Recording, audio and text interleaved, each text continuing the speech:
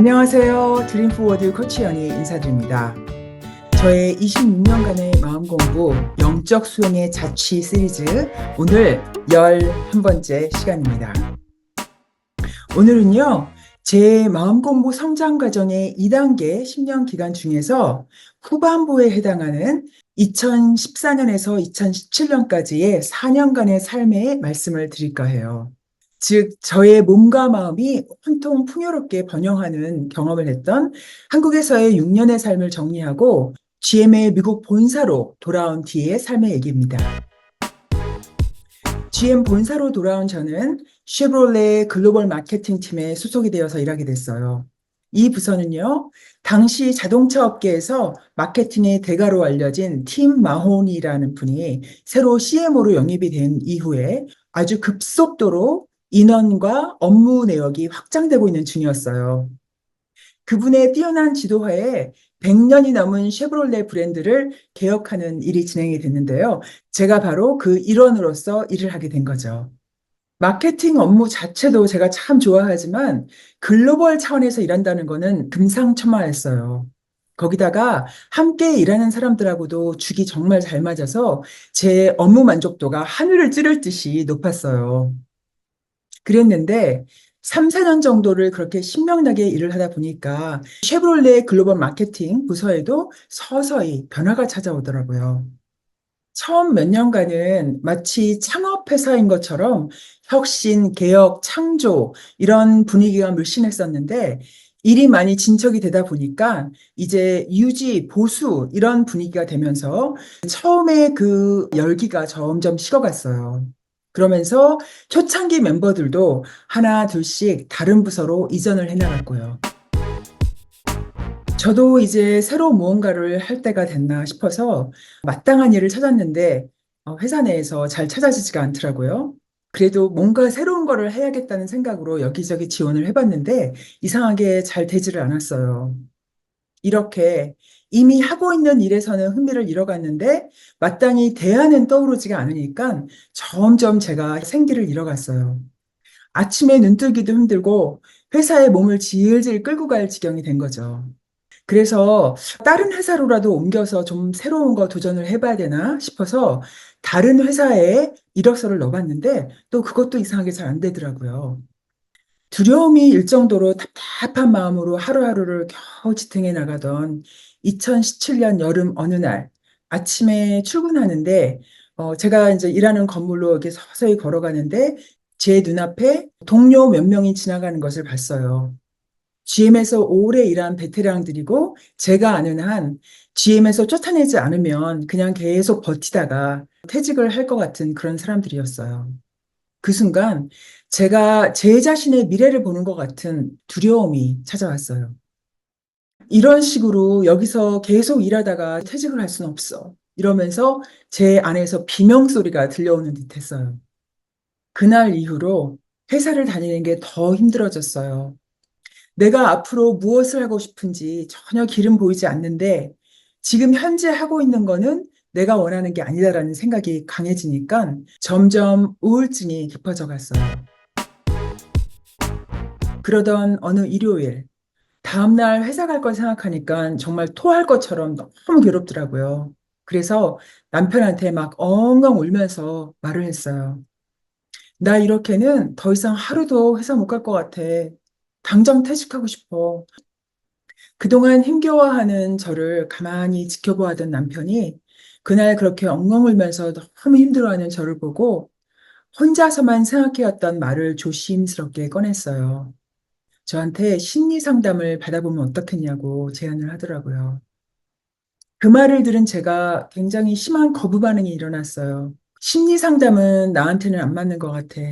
나에게 맞는 방법을 스스로 찾을 테니까 나를 믿고 조금만 기다려주면 안 될까? 이렇게 말을 했어요. 다음 날 어떻게든 회사를 가려고 일어나서 샤워를 마치고 드라이어로 머리를 말리고 있었어요. 그랬는데 갑자기 안에서 어떤 생각이 떠오르더라고요. 웃음 치료를 해봐. 이런 생각이었어요. 예전에 한국에 사는 언니가 웃음 치료라는 거에 대해서 얘기를 해준 적이 있는데 그동안 전혀 생각해 본 적이 없는데 그날 그렇게 갑자기 기억이 싹 떠오르더라고요. 마침 제가 그때 인상 깊게 읽었던 책 중에 하나가 100일 동안 무언가를 실천하는 거에 대해서 얘기한 적이 있었거든요. 그래서 그 자리에서 제가 결심을 했어요. 이 머리를 말리면서. 오늘부터 100일 동안 하루도 빼지 않고 크게 소리내서 웃기를 해보자. 아침에 샤워할 때 15분, 회사 출근할 때 차 안에서 운전하면서 30분, 퇴근하면서 또 차 안에서 30분, 이렇게 크게 소리내면서 웃어보자.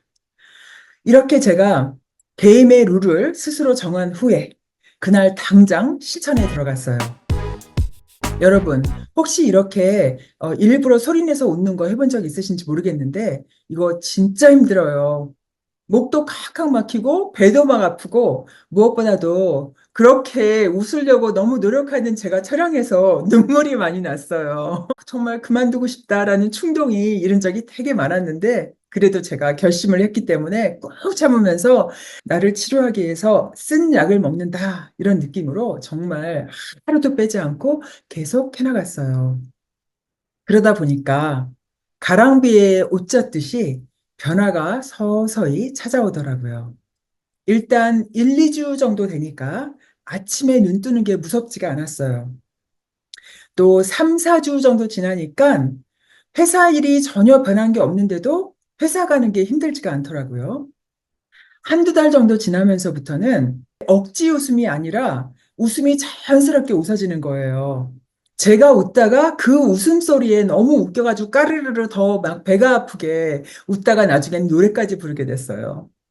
또 그렇게 해서 마음이 안정되니까 이제 책들이 너무 눈에 들어왔어요. 그래서 저한테 도움이 되는 책들을 막 찾아가지고 폭풍 독서를 시작했습니다. 그중에 2017년 연말 휴가 3주 동안 완전히 푹 빠져서 읽은 책이 있는데 제니 블레이크의 피봇이라는 책이에요.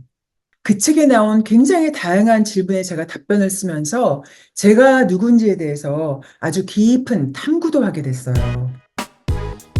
그렇게 해서 2018년 1월 1일 웃음 치료를 한 지 100일째 마지막 날이 됐어요.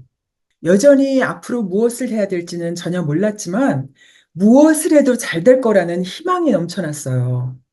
또 종국적인 목적지는 전혀 안 보여도 당장 지금 뭐 하고 싶다라는 생각은 떠올랐어요. 바로 앞에 언급한 제니 블레이크라는 그 책의 저자와 직접 얘기를 나누고 싶다라는 생각이었어요. 인터넷을 당장 뒤져보니까 그분이 마침 코칭도 하더라고요. 그래서 바로 신청을 해서 2주 뒤에 그분과 1대1 코칭을 하게 됐어요. 코칭을 통해서 제가 앞으로 뭘 하면 좋을까 둘이서 브레인스토밍을 했거든요. 그랬는데 그분이 혹시 코칭이 어떤가에 대해서 좀 알아보시면 어떨까요? 라는 제안을 하셨어요.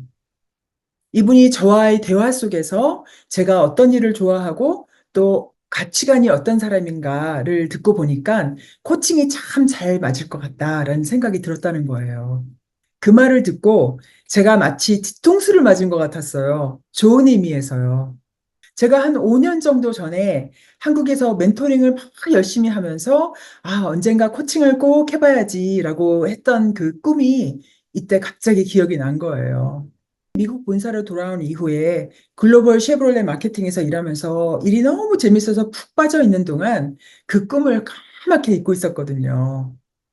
이렇게 해서 너무나 깜깜한 암흑같이만 느껴졌던 저의 방황의 시간은요, 이날 제니 블레이크와의 통화를 기점으로 해서 제 인생의 이막으로 빠르게 옮겨가고 있었답니다. 제가 이 시기에 어떻게 살았는지에 대한 얘기는 여기서 멈추고요. 이 기간 동안 마음 공부는 어떻게 했는지 말씀을 나눠볼게요. 이 시기에도 저의 마음 공부 내용은 조금 비슷한 측면이 있는데요. 일기에 비해서 시간적 그리고 재정적으로 투자 내용이 불어났어요. 먼저 명상은 예전과 마찬가지로 들쑥날쑥하기는 했는데 그래도 빈도가 훨씬 늘어났어요. 또 책은요, 끌어당김의 법칙이나 기타 우리의 몸의 에너지 관련된 내용을 다룬 책들을 마구 찾아서 열심히 읽었고요. 또 이 시기에도요, 제가 거의 하루도 빼지 않고 에스더 힉스를 통해서 아브라함의 가르침을 계속 익혀갔어요. 주로 회사 출퇴근할 때 차 안에서 운전하면서 거의 하루도 빼지 않고 늘 계속 여전히 이 CD를 들었답니다. 이 시기에 하나 다른 점이 있다면요. 아브라함의 오프라인 워크숍에 굉장히 많이 참여를 했어요. 멕시코나 알래스카 이런 곳에 크루즈 여행을 병행하면서 아브라함 워크숍에 일주일 정도 참여하는 그런 여행을 3번 정도 했고요. 또 주말에 잠깐 열리는 아브라함 워크숍에 참여하기 위해서 다른 도시로 비행기도 타고 가고 장거리로 자동차도 여행을 하는 경우가 최소한 1년에 2번 이상은 됐어요. 그러면 제가 한국에 살았던 6년, 그리고 미국에 돌아와서 4년간 이 2기 기간 동안을 통틀어서 시간적, 재정적인 측면에서 마음 공부에 투자한 게 어떤 건지 말씀을 나눠볼게요. 먼저 시간적인 측면에서는 10년을 통틀어서 총 7,600시간 정도, 그리고 하루 평균으로 잡아보자면 2시간 정도였고요. 재정적인 측면에서는 미화로 총 26,000달러, 한 달 평균을 잡아보자면 한 217불 정도 돼요. 제가 아브라함 워크샵 쫓아다니느라고 돈 굉장히 많이 썼어요. 제가 20년 전체를 통틀어서 시간과 재정적인 측면에서 투자를 어떻게 했는지에 대한 것은 제가 따로 영상을 다룬 게 있어요. 관심 있는 분들을 위해서 여기 아래에 링크 달아 놓을게요. 저의 마음 공부 2단계 시기 관련해서 보너스로 얘기 하나 더 드리고 오늘 영상 마쳐볼까 해요. 제가 이 시기에 끌어당김의 법칙을 잘 적용해서 삶에서 일어난 긍정적인 변화, 좀 좋은 예가 있거든요.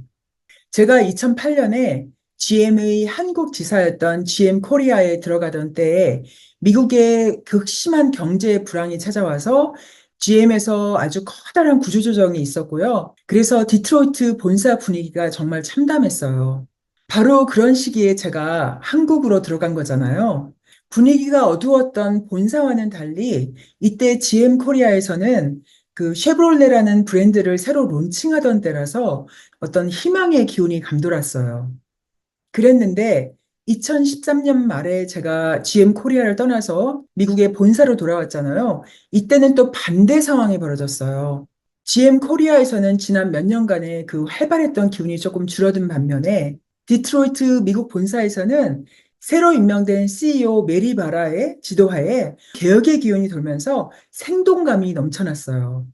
이렇게 제가 일부러 계획한 게 아닌데도 미꾸라지처럼 일이 잘 풀리는 곳으로 계속 잘 가는 게 그냥 운이 좋다, 우연이다, 이렇게 치부할 수도 있겠지만은요, 저는 그렇게 보지 않아요.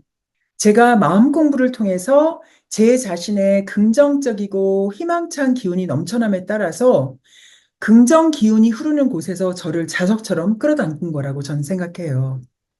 이 말씀은요, 제가 여러분 저 잘났습니다라고 자랑하려고 드리는 말씀이 아니고요. 우리가 끌어당김의 법칙이 삶에서 어떻게 표현되는지를 제대로 이해할 때 자기가 스스로 실천하고 적용하는 데 큰 도움이 될 수 있기 때문에 여러분에게 참조가 되라고 예로써 말씀을 드린 거예요. 다음 영상에서는요, 제 마음 공부 시기 3기 얘기 들어갈게요. 코칭이라는 것을 해보고 싶었던 저의 꿈을 기억해낸 이후에 어떻게 삶이 펼쳐지는지 얘기를 자세히 나눠드릴게요. 오늘 이야기 여러분에게 도움이 됐기를 바라고요. 감사합니다. 라이프 코치 최연희였습니다.